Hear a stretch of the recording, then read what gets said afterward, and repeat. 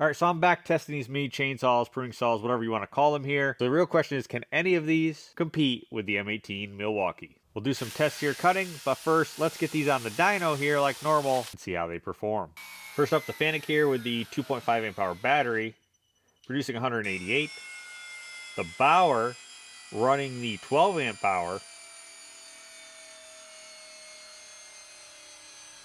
producing 461. Works with the 8 amp hour, 639. Ryobi brushed version here, running the 4 amp hour tabless, producing 550. Metabo running the 8 amp hour multivolt, 419. Clutch with the 8 amp hour,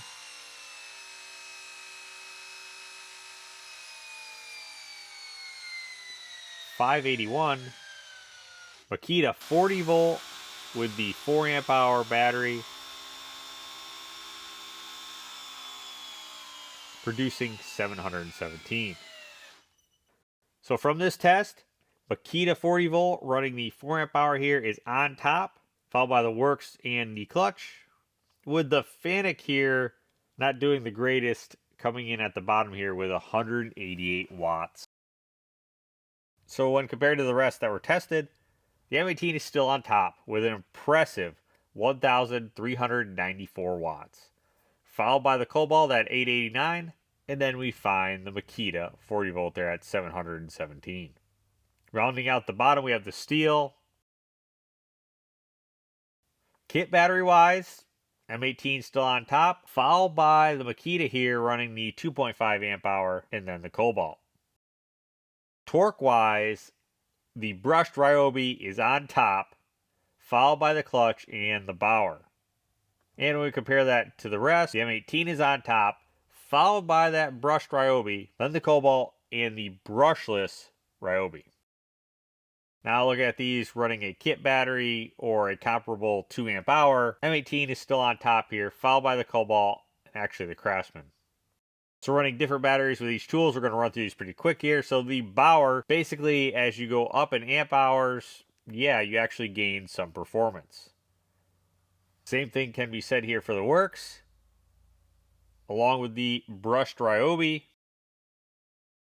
Metabo. So it is interesting to note that running the tabless 8 amp hour multivolt didn't give us a gain versus the standard.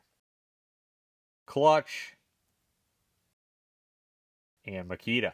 And here there's not much difference running the standard 4 amp hour versus the tabless. So cutting the 4x6 here with a kit battery.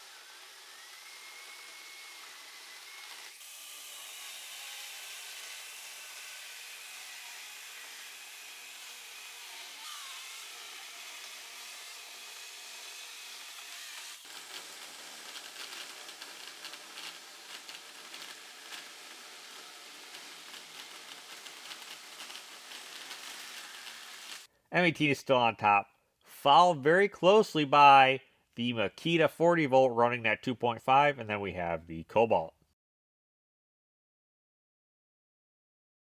Using the best available battery, yeah, M18 is still on top, but again, followed close here with the Makita 40V running the 4 amp hour. All right, so I'm going to put the Fanttik here in last. Has a internal battery, which is 2.5 amp hours. One benefit, it is USB-C charging with a max input of 5 volts 2.5 amps or 12 volts 2 amps. Now it does have this nice LED screen here which indicates battery level, along with when you turn the dial you can see we change modes here because it has 3 separate speed modes here.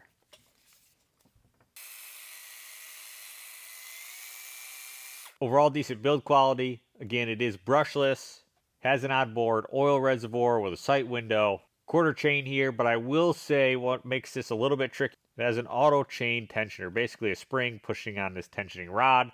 So it can be a little bit tricky if you remove this bar and chain.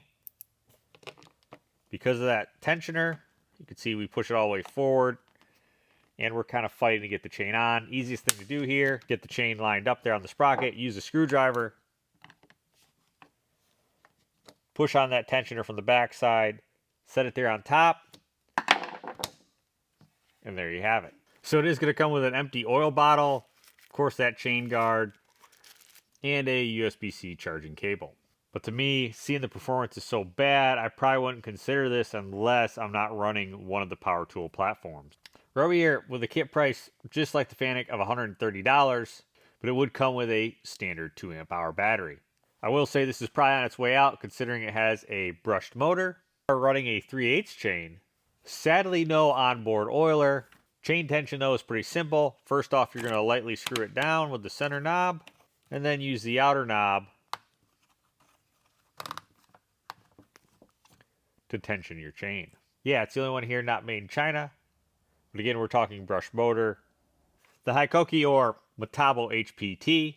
Tool MSRP is hard to gauge here, but roughly $220 in the US. Because of course right now the only way you can get this is off of eBay and it's not supposed to be sold in the US. It is comical on the box that everything here is in Japanese except for this little spot here. Only used in Japan. Brushless motor. Again, we didn't see any real performance gain running the tabless battery. Onboard oiler, along with a automatic tensioner, pretty straightforward. You can lock this in the back position by pulling it back, pushing down on the tab. So the tensioner is in the cover. Again, with that pulled back, you go ahead and screw this down. Once you got it snug, release that. It's going to tension the chain and then tighten it back down. 4-inch bar. Of course, it comes with a cover and a bottle of oil. Honestly, not the greatest performance, but yeah, it's something to consider if you're running the Metabo HPT line. The Works Nitro, now kit-wise with a 2 amp hour battery, you're looking at $150.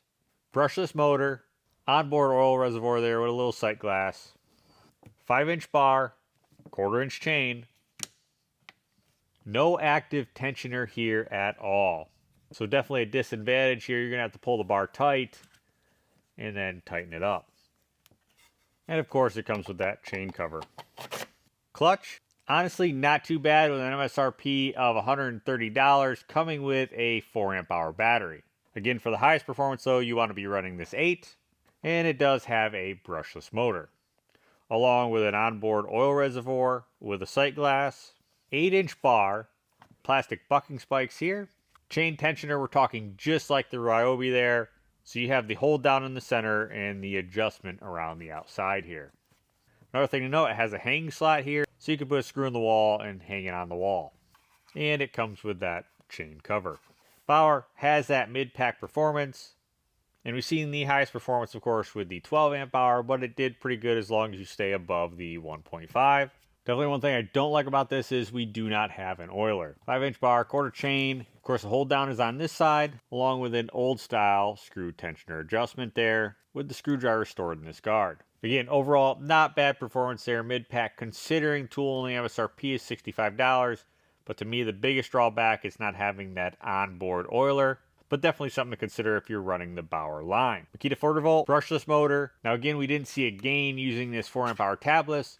So basically anything above the standard 4 amp hour is kind of pointless other than runtime here. So ideally you're using that 2.5 or 4. Running a 6-inch bar with a 325 chain. Shield has that single screw attachment.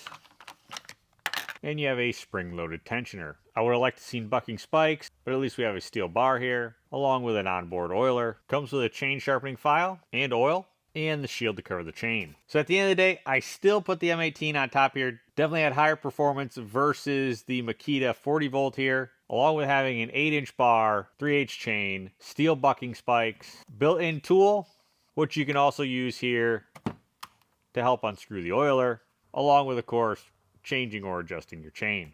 And then compact, budget-wise, I really do still like this skill. So if we look at some subjective ranking here, so taking in cost, max watts, cut time for a 4x6, if it has a brushless motor, oil reservoir, bar length, and chain size, we end up still with the M18 on top, followed by the Cobalt, and then surprisingly the DeWalt, clutch, brushless Ryobi, and Makita 40V there. Rounding out the bottom though, we have that hyper tough Saker and steel. So here you have it. Hopefully you enjoyed this video and found it useful. Let us know in the comments if you have any of these and how they worked for you. I'll leave the link to the previous test videos down below, along with the product links. Specs here will be at the end like normal. Thanks for watching, and I'll catch you on the next one.